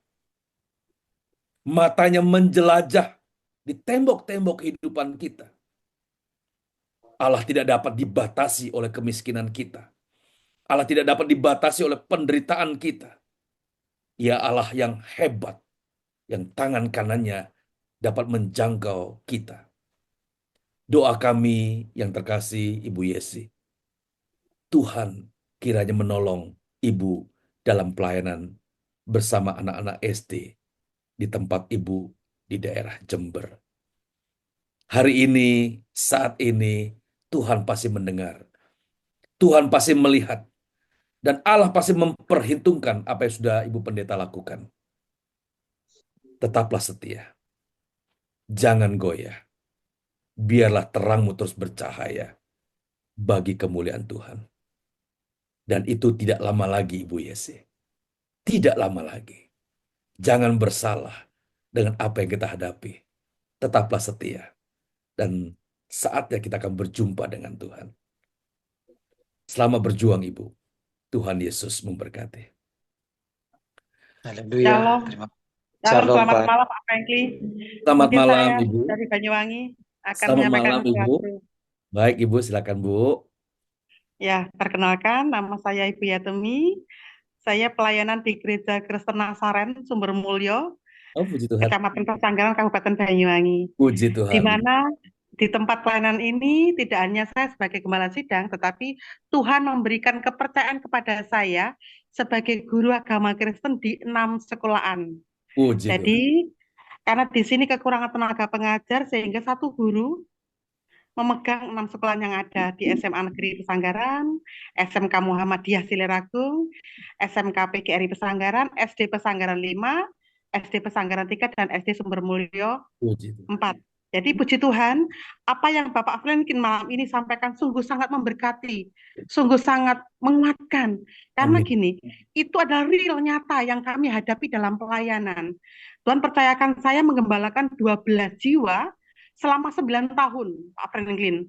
Jadi saya bersama jemaat itu 9 tahun dalam pelayanan, dan saya ditinggal meninggal oleh gembala sidang, yaitu suami saya, itu selama 6 tahun yang lalu. Jadi awalnya tuh saya melayani bersama suami, dan pada akhirnya suami saya pergi ke rumah Bapak, dan pada akhirnya selama 6 tahun kami bersama dengan jemaat, dan ternyata di tengah jalan, di saat saya pegang pelayanan tanpa suami, karena saya mengambil alih pengembalaan, karena saya ditakdirkan sebagai gembala di tempat saya melayani, tiba-tiba ada seorang majelis daerah dari sebuah sinode, majelis daerah di sebuah sinode datang menemui ketua Bamak Kecamatan di tempat saya pelayanan, tiba-tiba menyampaikan kalau di tempat saya pelayanan itu dengan 12 jiwa yang ada, bukan saya gembala sidangnya,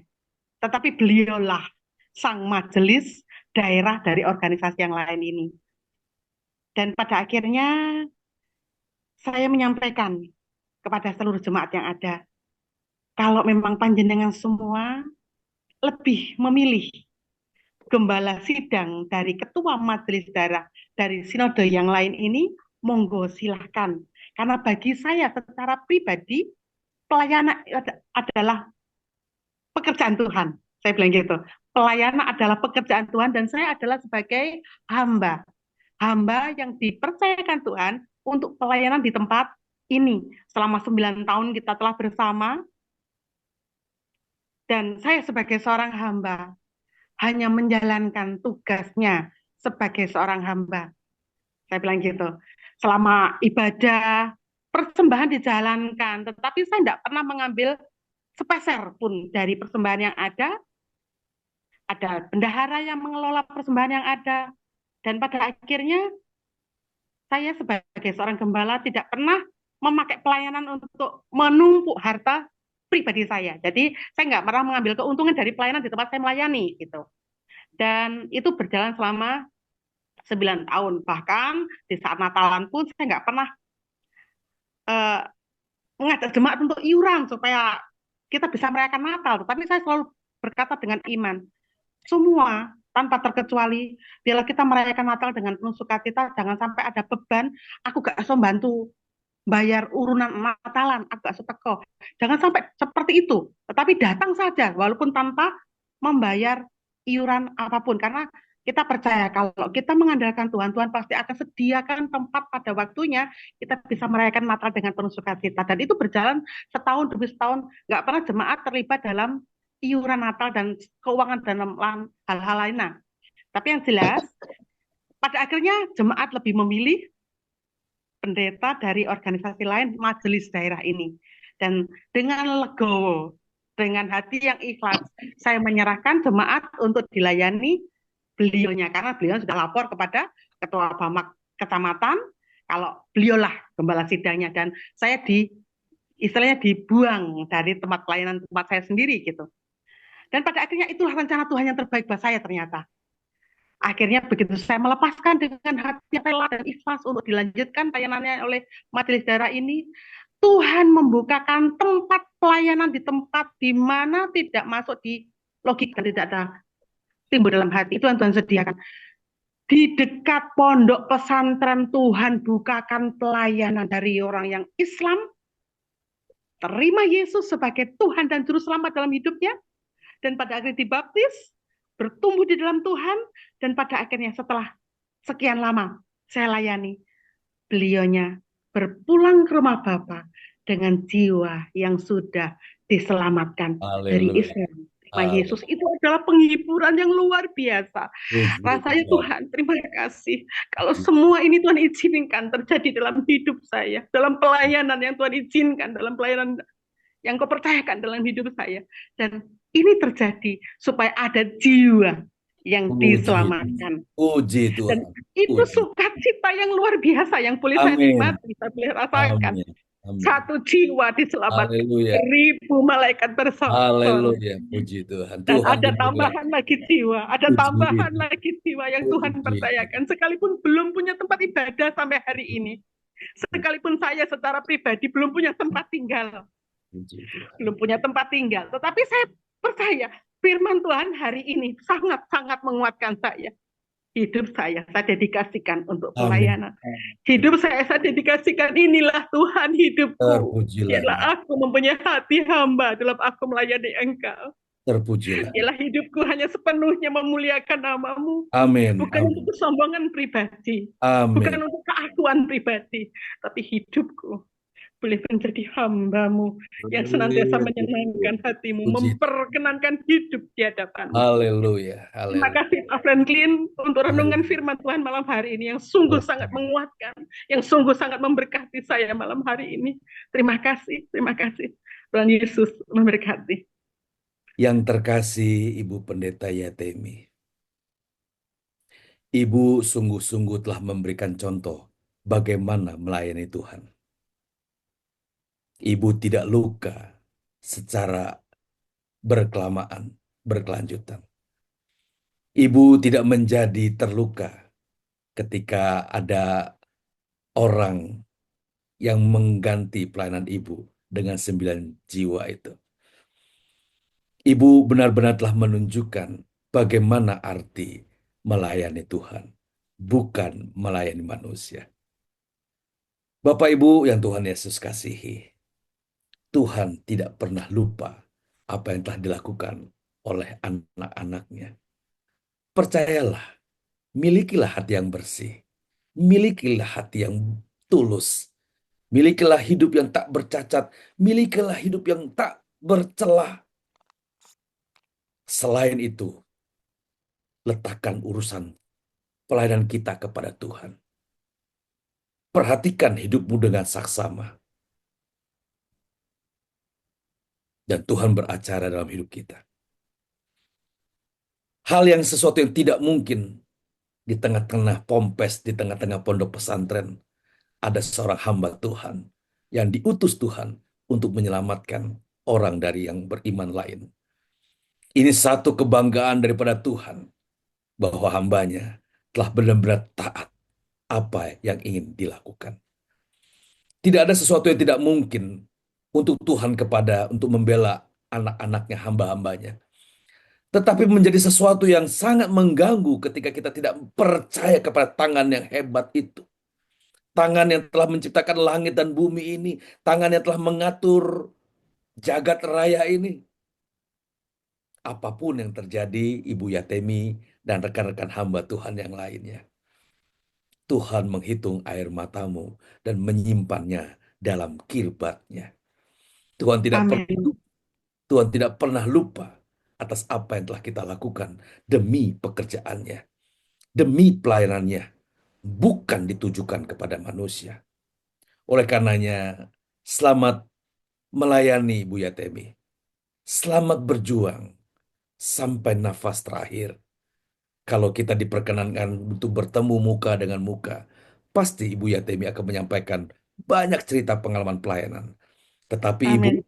Ibu, jika kita tidak bertemu muka dengan muka di bumi ini, mari kita berusaha untuk bertemu di keabadian bersama dengan Tuhan. Nanti kita bisa cerita panjang di sana tanpa gangguan. Kita bisa bercerita di sana tanpa penderitaan. Dan tidak lama lagi kita akan hadapi peristiwa yang menghebohkan itu. Bertemu di awan-awan, bertemu di langit yang baru dan bumi yang baru. Sekali lagi hormat saya kepada Ibu Yatemi. Selamat melayani. Tuhan Yesus memberkati.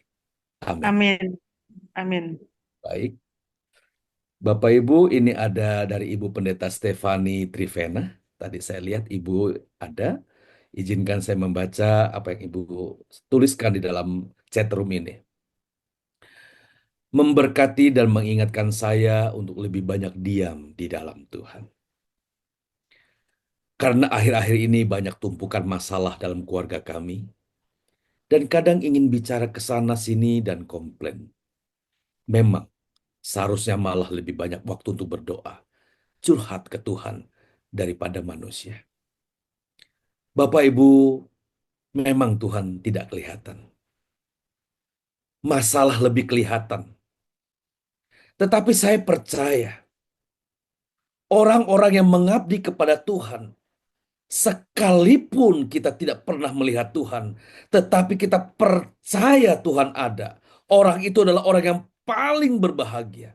Karena Tuhan Yesus pernah mengatakan, berbahagialah manusia yang percaya namun tidak melihat. Ibu Stefani yang saya kasihi, saya bersyukur dengan kalimat Ibu, saya lebih memilih lebih banyak diam, tetapi lebih memilih curhat kepada Tuhan. Saya tidak tahu sakit apa hati Ibu Stefani di dalam keluarga. Saya tidak tahu apa yang terjadi, peristiwa yang terjadi dalam kehidupan Ibu di dalam keluarga dengan tumpukan masalah. Mungkin hati Ibu luka, mungkin perasaan Ibu terluka. Kalau saya boleh berbagi, Ibu Yeni, Ibu Stefani maaf, Ibu Stefani. Kalau hatimu terluka, biarlah luka hatimu engkau saja menanggung. Biarlah luka hatimu berhenti untuk Ibu Stefani Trivena. Jangan pernah membagi atau meneruskan sakit hatimu kepada orang lain. Kita bersyukur Ibu lebih memilih curhat kepada Tuhan. Biarlah luka hatimu hanya engkau saja yang mengalaminya. Dan jangan pernah membagi atau meneruskan sakit hatimu kepada orang lain, apalagi membalasnya.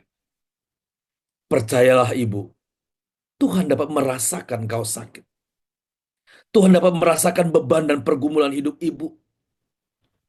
Jangan berpikir Tuhan nun jauh di sana, tertutup dengan awan pekat, tak mampu melihat keadaan kita. Tidak demikian.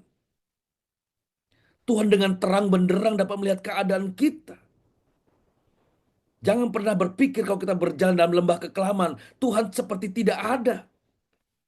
Tuhan ada di berbagai situasi hidupmu. Tuhan hadir di segala musim hidupmu. Kalaupun kita harus hancur, berkeping-keping, tetapi pastikan kita hancur di tangan Tuhan. Hidup kita boleh hancur berkeping-keping di dunia ini. Asal kita tidak bersalah, maka Tuhan akan ukir kembali hidup kita di kekekalan dan meletakkan kita di posisi yang sangat-sangat membahagiakan di sebelah kanan Bapa. Jangan bergeser kepercayaan dan pengharapan Ibu Stefani. Jangan bersalah kepada Tuhan dengan situasi hidup kita yang tidak menentu. Tidak lama lagi, Tuhan akan hadir dalam hidup kita.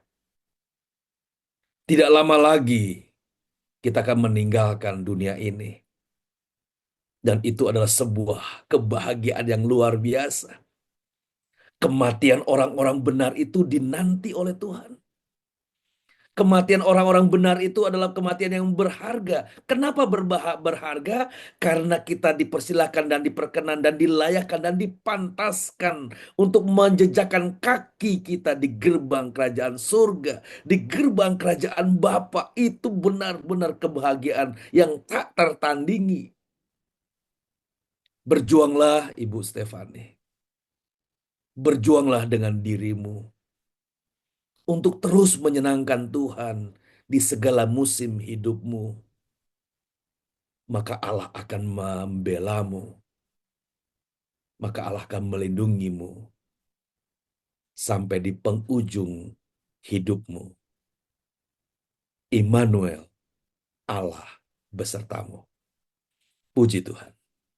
Saya serahkan kepada Bapak Petrus. Jika ada hal-hal yang ingin disampaikan, disilakan Pak. Kelihatannya ada satu lagi Pak. Baik. Tadi yang angkat tangan, yang bisa Bapak baca Pak. Enggak. Di sini ada yang dari Samsung. Terakhir kata terima kasih Bapak Petrus yang selalu menggunakan Zoom. Iya. Ya, tentunya kita semua berterima kasih. Pak Elias Suharyadi dari Cilacap tadi jadi enggak? Jadi bertanya enggak? Pak Elia, Pak Pendeta Elia, Cilacap. Rupanya enggak, Pak. Baik. Oke, sudah. Sudah tidak ada pertanyaan. Satu lagi ya, boleh. Boleh Pak, boleh Pak. Boleh Siapa? Pak. Bapak Elia, silakan. Pak Elia. Pak Elia, oke, silakan Pak Elia. Ya, terima kasih Pak Prengki. Firman Tuhannya memberkati, memotivasi kami agar kami melayani lebih lagi untuk menjangkau jiwa-jiwa. Pertanyaannya begini Pak, kami kan hamba Tuhan melayani di gereja. Nah, bagaimana kalau ada masyarakat itu kita pengen misalnya dijadikan RT itu bisa apa enggak, Pak? Terima kasih. Maaf, dijadikan RT siapanya Pak? Maaf Pak. Pak pendetanya. Oh puji Tuhan. Luar Aduh biasa. Pak Elia, saya kagum dan bangga loh. Kenapa? Kenapa masyarakat ingin menjadikan Bapak RT sebagai pimpinan? Ada sesuatu yang berbeda di kehidupan Pak Elia. Ada sesuatu yang istimewa yang mereka lihat. Mungkin Bapak Pendeta tidak mengobral kebajikan, menunjukkan kebajikan, memamerkan kebajikan. Bapak Elia itu seperti anggur, Pak. Mohon maaf, Pak. Bukan ingin menggede-gedekan hati Bapak Elia gitu. Tapi kalau lihat wajahnya begini, ini wajah polos tanpa dosa ini. Bapak Elia itu seperti anggur yang tidak perlu iklan, yang hanya perlu dirasa. Jadilah anak-anak Allah yang tidak perlu promosi ke sana sini. Tidak perlu iklan di ke sana sini. Tidak perlu pamer ke sana sini. Tuhan tahu bagaimana untuk menempatkan hamba-hamba yang setia di tempatnya. Tunggulah waktu Tuhan. Jangan mengobral untuk ke sana ke sini. Mengobral memamerkan begini dan begitu. Tidak perlu. Ini sudah terjadi kepada Bapak Pendeta Elia, kekasih Tuhan. Pak, Masyarakat di jadi sekitar. Ya, silakan Pak, silakan. jadi itu saya itu mohon hikmat dan persetujuan. Amin. Kira-kira boleh apa enggak gitu loh. Untuk jadi RT, Pak. Iya. Pak, jadilah alat Tuhan bagi semua golongan manusia. Bapak dipakai Tuhan bukan hanya menyelamatkan golongan Kristen, tapi Bapak juga dipakai Tuhan untuk menolong orang-orang dari berbagai iman. Jadilah garam di tengah tawarnya kehidupan. Jadilah terang di tengah gelapnya dunia ini. Jadilah RT yang dipakai Tuhan. Jadilah pengayuh masyarakat yang dipercaya oleh orang-orang. Pasti ada yang istimewa dari Bapak Elia, sehingga mereka berkeinginan untuk Bapak menempati posisi itu. Jadilah alat Tuhan yang efektif bagi kerajaannya. Jangan pernah menjadikan orang Kristen, tapi jadikan orang-orang itu adalah orang-orang diselamatkan. Dan selama berjuang menjadi RT, nanti bulan depan atau bulan-bulan berikutnya Belum, bisa Pak. cerita, Belum. Pak. Oh, belum, Belum. Pak. Belum ya, Pak. Belum ya, Pak. Udah kita doain Ya. sama-sama ya, Pak Petrus ya. Kita doakan bersama-sama supaya Bapak Elia jadi RT, bisa RW malah jadi camat, Iya. Pak, nanti, Pak. Itu kesempatan yang Puji dikasih Tuhan, Tuhan puji tuh. Tuhan. Iya. Enggak semua orang bisa dipilih jadi RT. Ya. Puji Tuhan. Puji Tuhan. Oke, semangat Pak Elia. Semangat ya. Pak Tukun. Iya, Cilacap jauh Pak, di ujung Jawa Tengah sana, di pantai selatan ya. Tuhan. Iya. Ada yang lain? Kalau tidak, saya mau kasih pengumuman satu nih.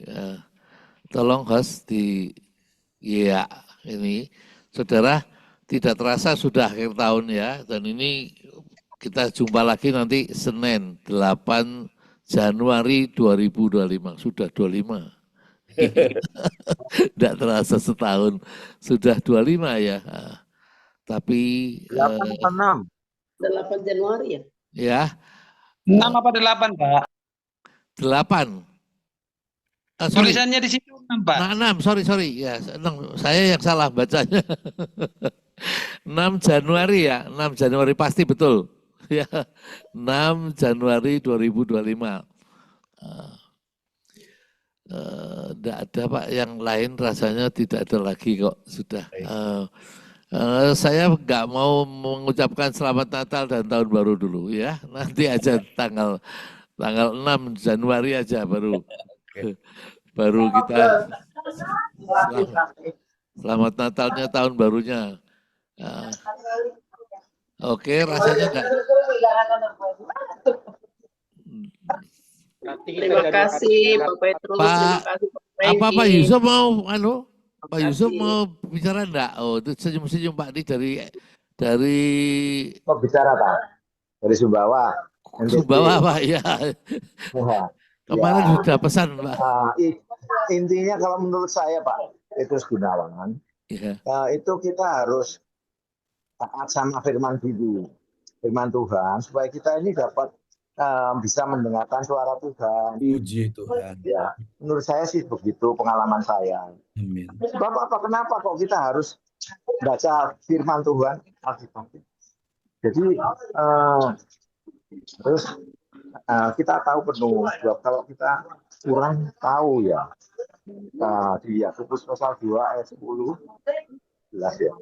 Itu semua kita lakukan, tapi satu hal yang tidak kita kerjakan itu tidak berarti semuanya. Jadi dasarnya memang firman Tuhan itu kita harus tahu dulu. Mungkin tempatnya agak lupa ya, ketika kita ya bisa dimaklumi ya, tapi kita harus ingat dan tahu dulu bahwa kita berjalan dengan kebenaran dulu. Jadi pelan-pelan nanti Tuhan akan nuntun gitu. Karena Roh Kudus itu kalau dimeteraikan dalam hati kita, 2 Korintus pasal 1 ayat 21 dan 22, itu Roh Kudus itu akan menuntun, melindungi, memberi kekuatan hidup kita dan mengarahkan jejak langkah kita ini sehingga tidak salah dalam kita melakukan apa yang jadi kehendak Tuhan, bukan kehendak sendiri. Gitu. Jadi fokusnya memang fokus kepada Kristus. Ya itu saja Pak Pendeta Kucau. Selamat malam juga Pak Pendeta Petrus Gunawan. Selamat Natal ya. Menjelang tahun baru kita ketemu kembali. Puji Tuhan, Tuhan Yesus memberkati. Puji Tuhan. Terima kasih Pak Yusuf, Tuhan berkati Pak. Sehat selalu ya Pak. Iya. Iya. Baru kemarin kita teleponan nih Pak. Oh. Iya. Silahkan Pak Franky, mungkin bisa ditutup dengan doa berkat. Bapak Ibu, saudara sekalian, rekan-rekan hamba Tuhan, yang kalau saya lihat wajahnya tidak asing di awal pertemuan setiap bulan. Tuhan memberkati Bapak Ibu dengan pelayanan dalam ketulusan. Tuhan pasti membela apa yang Bapak Ibu alami, apa yang Bapak Ibu hadapi di dalam pelayanan. Doa saya, hormat saya kepada Bapak Ibu sekalian, biarlah Allah menjangkau pelayanan kita. Biarlah Allah yang membela. Mari kita berdoa. Bapa di dalam surga, dari ketinggian tahtamu, Tuhan melihat kami saat ini. Dari ketinggian tahtamu di surga, Tuhan tahu apa yang kami alami dan hadapi. Tidak mungkin kami berjalan sendiri, kami percaya Tuhan menyertai. Seperti Tuhan telah melindungi menyertai hamba-hambamu sampai hari ini. Tuhan yang sama, Allah Bapa yang sama, yang akan melindungi dan menyertai pelayanan kami sampai masa-masa ke depan, sampai kami tutup mata. Sampai kami membuka mata di keabadian untuk bertemu dengan kekasih kami, Tuhan Yesus Kristus. Bapa, secara khusus kami mau menyerahkan hamba-Mu, kekasih-Mu, Bapak Pendeta Petrus. Tuhan pakai hamba-Mu ini menjadi alat yang efektif bagi pekerjaan Tuhan, yang telah menjadi berkat bagi hamba-hamba Tuhan.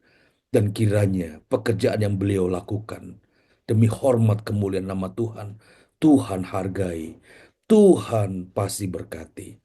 Berkati kesehatan beliau dalam memasuki usia 70 tahun. Kiranya semakin hari semakin kudus, semakin hari semakin suci, semakin hari semakin mencintai Tuhan. Dan juga kiranya turunlah berkat-Mu atas kami semua Tuhan. Berkat-Mu yang luar biasa itu turun atas pelayanan kami. Dan apa yang kami kerjakan bagi pekerjaan dan kemuliaan Tuhan, kiranya Tuhan perhitungkan sebagai sebuah kebenaran. Bapak, kami akan menutup pertemuan ini Dan kiranya Roh Kudus memeteraikan firman-Mu dalam hati kami, agar kami dapat menghadapi, menjalani kehidupan pelayanan kami, apapun keadaannya, asal saja Tuhan disenangkan.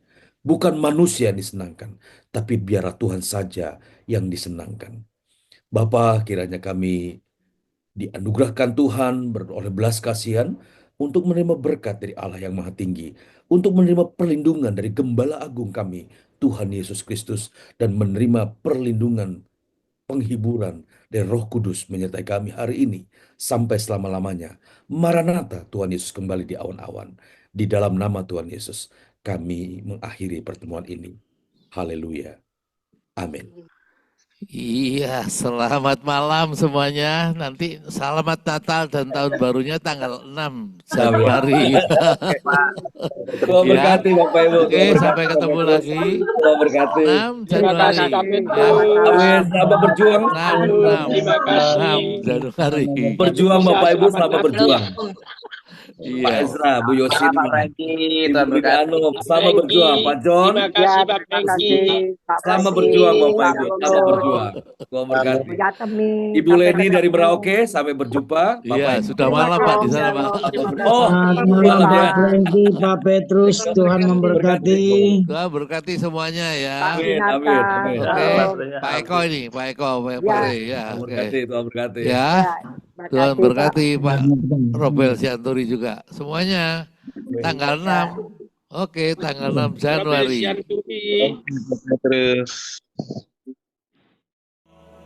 Sampai di surga nanti selalu untukmu.